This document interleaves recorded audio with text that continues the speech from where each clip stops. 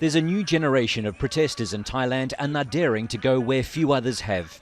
At times they've been gathering in their thousands and speaking about an issue that's supposed to be off limits. I just want to say that to speak out about the monarchy is something that we can do. The royal family is protected by laws designed to prevent criticism, but these protesters, who are mainly students, say they won't stay silent anymore. Along with calling for elections and a new constitution, they've announced a set of demands to reform the monarchy and reduce its political power. The student who announced the demands on stage is wanted by police. I've mixed feelings. I'm glad that I've started a conversation. I think that I'm playing a crucial role in this movement, but at the same time, I feel bad because we've been suppressed for far too long and many people have been too afraid to speak up.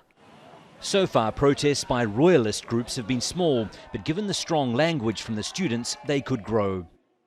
In the meantime, they're choosing to lay complaints with police. People have the right to protest, but you have to do it correctly. You have to follow the rules and the laws and not criticise the monarchy. That criticism and questioning the role of the royal family has increased since the death in 2016 of King Bhumibol Adulyadej, who reigned for 70 years.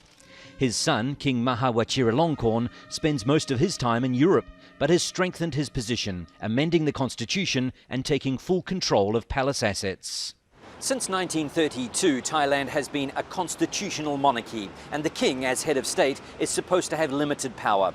But in reality, he is the ultimate political power, and that's what the protesters say they want to change. They're not looking for an overthrow of the monarchy, but an overhaul of the system. For gathering peacefully and calling for that, the protesters are risking their freedom. If I'm arrested, I won't ask for bail because that would prevent me from talking about politics. I'd rather spend a few years in prison and come out swinging. Thailand has a history of political upheaval and violence, and given the unprecedented nature of these protests, more could be on the way. Wayne Hay, Al Jazeera, Bangkok.